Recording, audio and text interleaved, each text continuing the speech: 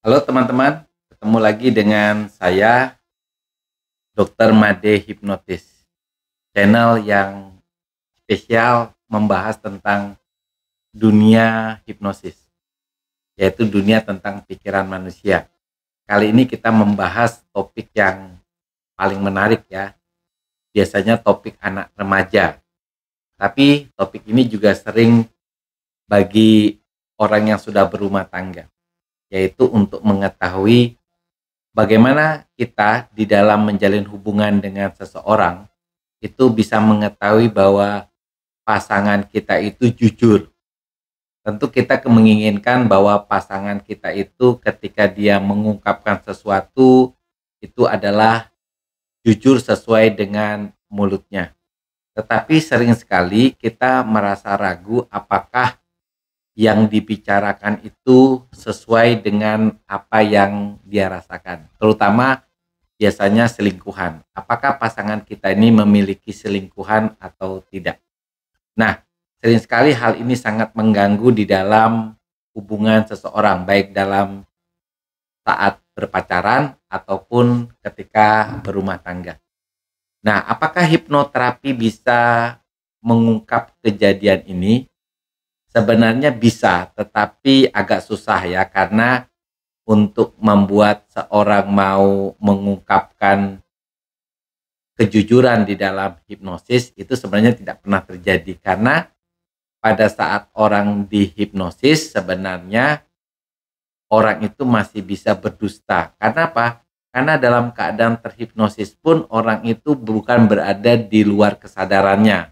Dia tetap bisa mengendalikan dirinya sendiri.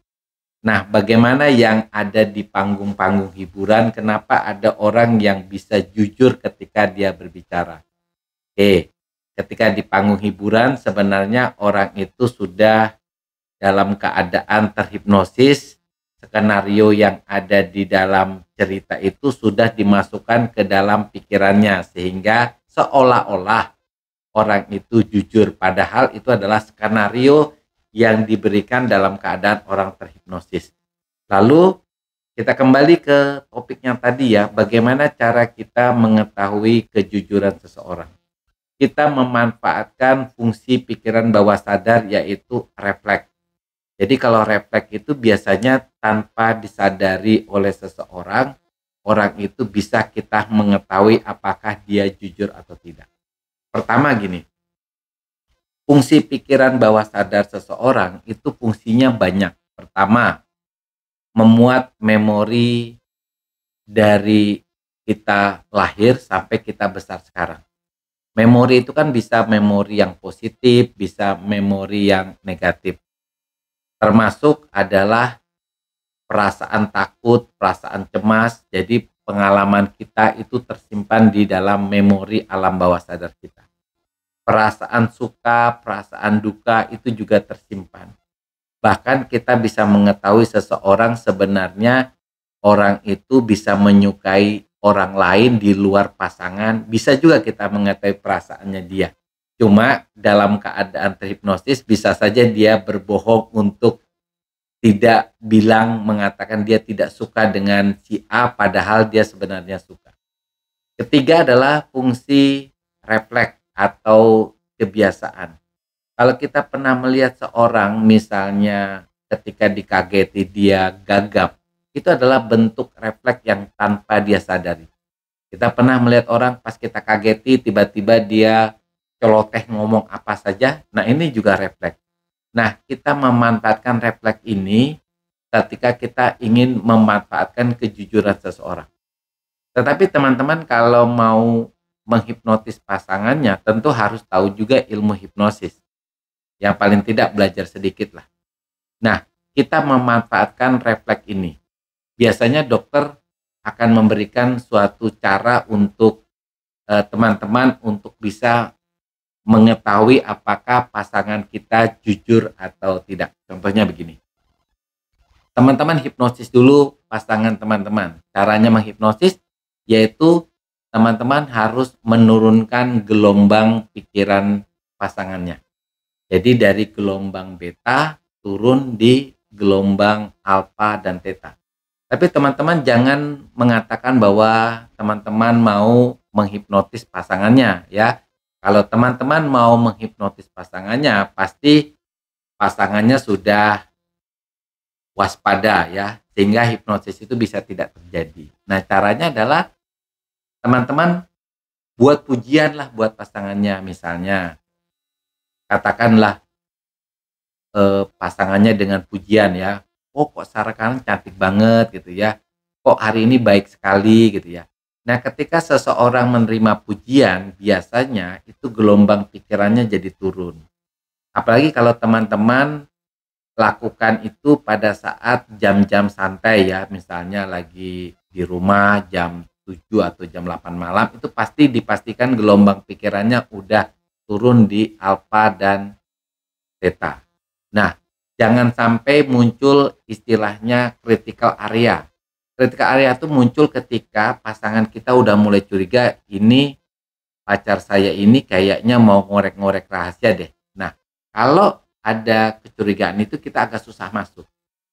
Nah, pertama kita puji-puji di jam-jam istirahat, kemudian tanpa menaruhkan kecuriga, lalu biasa kita harapkan si pasangan kita bisa fokus. Nah, fokus itu kita bisa mengetahuinya dengan cara setiap kita bercerita itu dijawab oleh orang tersebut. Misalnya lah, kita bertanya, tadi pagi makan apa ya sayang?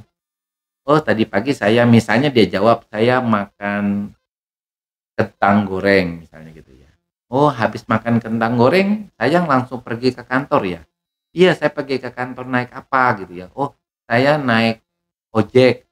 Naik ojek atau naik Grab atau naik Maxim gitu ya misalnya. Oh, saya naik Maxim gitu ya. Kira-kira sayang cantik ada sampai di kantor jam berapa? Jadi rapat atau enggak gitu ya. Ketika dia bisa menjawab tanpa berpikir, artinya dia jawab seolah-olah dia tidak curiga dari rekan-rekan. Ini kan refleks, refleks. Jadi dia fokus. Nah, ketika kita yakin bahwa dia fokus dan dia tidak mencurigai kita bahwa kita akan mengorek rahasia, kita bisa memberikan sugesti saat itu. Misalnya sugestinya gini, cantik kalau misalnya cantik jujur gitu ya. Kalau cantik jujur, maka yang pipi sebelah kanan cantik akan rasa gatal gitu. Seolah-olah kayak main-main gitu ya. Tapi dia tidak boleh curiga dulu.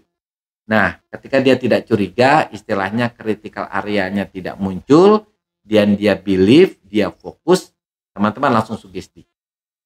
Sugestinya seperti ini.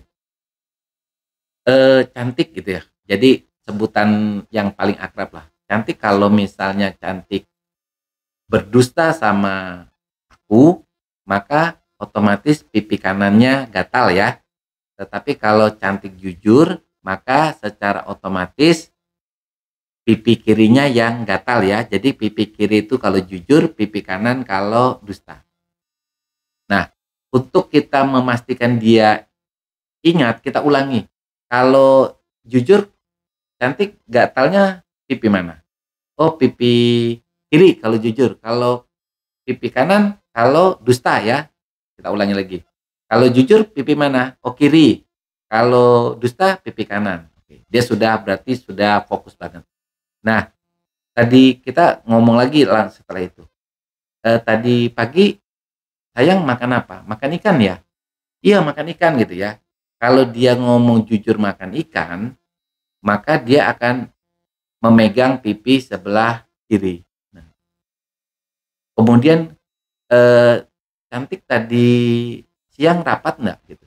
Kalau dia misalnya sebenarnya dia rapat tapi ternyata dia tidak rapat, bisa oh ya rapat gitu padahal dia tidak rapat, maka otomatis dia berdusta. Kalau dia berdusta, dia akan menggaruk pipi sebelah kanannya. Nah, kita sudah nebak ini, berarti ada unsur dustanya. Nah, kita baru merembet ke pertanyaan yang lebih sensitif misalnya. Saya yang kenal sama Agus enggak? Oh, kenal. Agus temannya sayang waktu SMA. Oh iya, sayang Agus tuh teman saya waktu satu bangku waktu SMA gitu ya. Nah, sayang dia tuh ada perasaan cinta sama sayang enggak? Nah, kalau dia bilang enggak, Agus itu teman biasa. Lihat, perhatikan. dia menggaruk mana. Kalau dia menggaruk sebelah kanan berarti dia berdusta. Kalau dia menggaruk sebelah kiri berarti kata-katanya jujur. Jadi di situ kita tahu.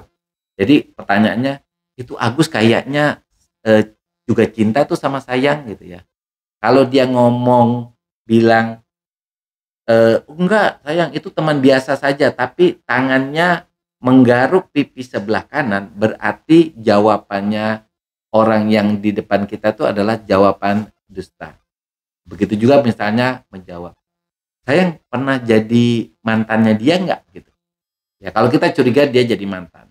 Nah kalau dia jawaban apapun, perhatikan tangannya. Kalau dia bilang iya pernah jadi mantan tapi dia menggaruk pipi sebelah kiri, berarti dia jujur, dia berarti itu dia enggak ada niat berbohong. Tapi kalau dia bilang mantan tapi dia garuk pipi sebelah kanan, berarti sebenarnya dia bukan mantan gitu loh ya. Nah begitulah cara teman-teman ketika ingin mengetahui apakah pacarnya jujur. Jadi bukan kita mencari jawaban, karena gini, ketika teman-teman pacaran atau sudah menikah, kemudian teman-teman ingin mengetahui pacaran atau dia cinta atau tidak dengan mengatakan, bertanya seperti ini, oh sayang masih sayang enggak dengan mantan yang lalu? Teman-teman tidak akan mendapat jawaban yang jujur, karena dia bisa saja berbohong, dia mengatakan dia sudah tidak punya perasaan, dia sudah tidak, itu tidak akan teman-teman dapat jawab. Tetapi ketika teman-teman memanfaatkan fungsi pikiran bawah sadarnya, yaitu fungsi refleks, teman-teman hanya butuh dua hal, yaitu bicara dengan dia, membuat dia believe bahwa teman-teman tidak akan mengorek rahasia yang paling dalam, jangan sampai dia curiga. Yang kedua, buat dia fokus dengan pertanyaan daripada teman-teman. Ketika dua syarat ini udah terpenuhi, maka teman-teman bisa mengkasih kode berupa sugesti. Tandanya bisa macam-macam. Kalau dokter sering memakai tanda menggaruk pipi kanan dan pipi kiri. Ya, kalau dia jujur pipi kiri, kalau dia dusta di pipi kanan. Itu caranya. Nah, ketika teman-teman memberikan pertanyaan, perhatikan gerakannya. Apakah dia menggaruk pipi kanan, apa dia menggaruk pipi kiri.